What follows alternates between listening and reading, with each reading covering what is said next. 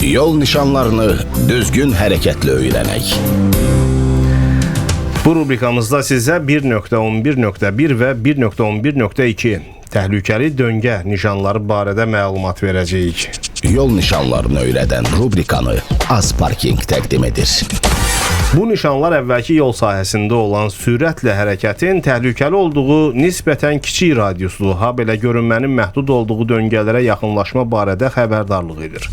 1.11.1 nişanı döngənin istiqamətinin sağa, 1.11.2 nişanı isə sola olduğunu göstərir.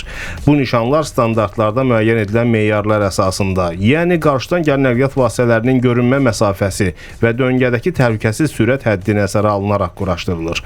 Məsələn, döngədəki təhlükəsiz sürətin döngədən əvvəlki sürətə nisbəti 0,6-dan azdırsa, bu nişanlar tətbiq edilməlidir. Qarşısında bu nişanları görən sürücü şəraitə uyğun olaraq sürəti azaltmalı. Əks istiqamətdə hərəkət olan zolağa keçməkdən çəkinməlidir. Nişan yaşayış məntəqələrində təhlükəli sahəyə, yəni döngənin başlanğıcına 50-100 metr, yaşayış məntəqələrindən kənarda isə 150-300 metr məsafədə qoyulur. Yol nişanlarını öyrədən rubrikanı Azparking təqdim etdi.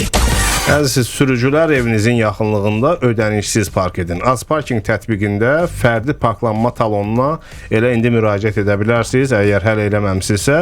Bunun üçün mobil tətbiqin profil menüsuna daxil olursunuz. Yəni telefonunuzda Azparking tətbiqi var.